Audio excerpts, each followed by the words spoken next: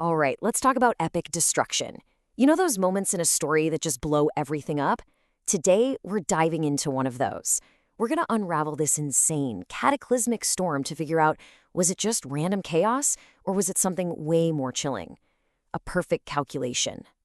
So the moment we're talking about is the birth of the Inferno Void, and with it, the awakening of the golems of regret.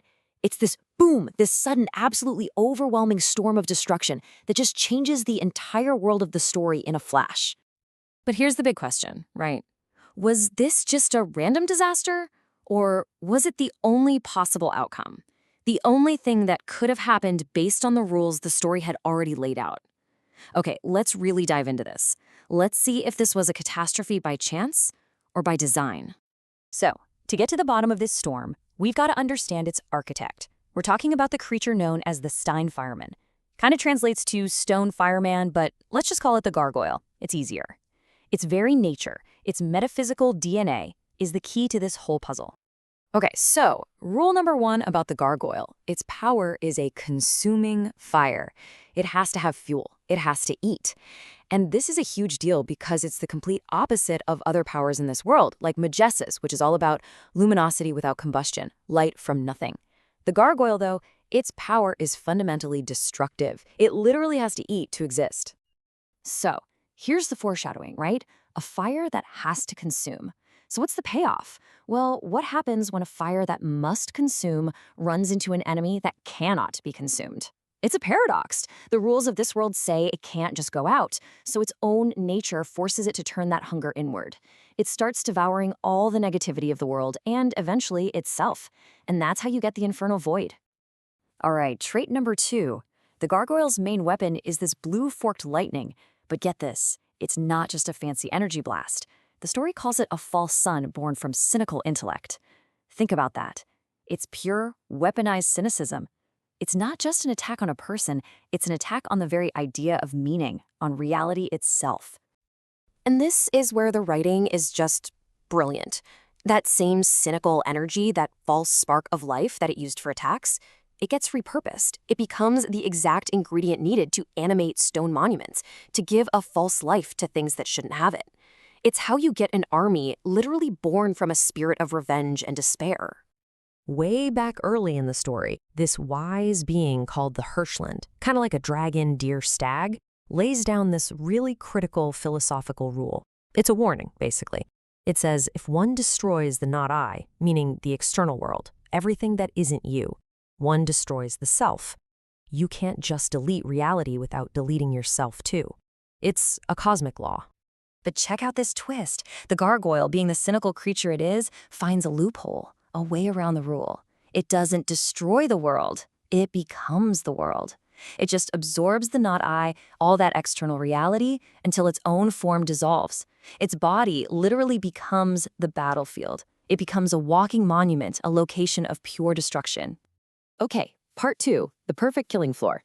Now, this is what's so cool about this next bit. The setting, the place where this all goes down, it's not just a backdrop, it's a loaded weapon, just sitting there, waiting to be fired.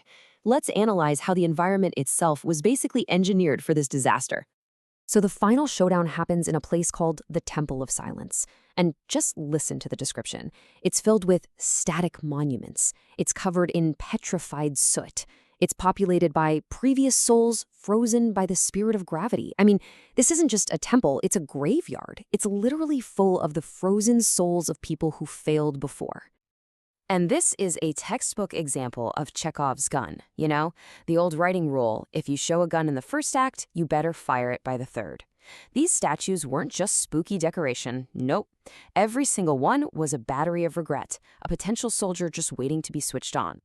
Now, to make things even more complicated for our Gargoyle, you've got its opponent, the lion.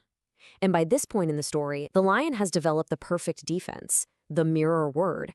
It's basically an impenetrable wall that reflects any attack right back at you. So a direct assault, totally impossible. The Gargoyle is just stonewalled. So step 1, attack head on. Nope, blocked by the mirror word. So what's left? What do you do when you can't go through your enemy?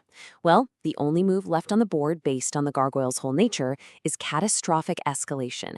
If you can't go through him, you go underneath him. You turn the entire battlefield into your weapon. And this brings us right back to that philosophical trap we talked about before, the Fichtean error. Remember?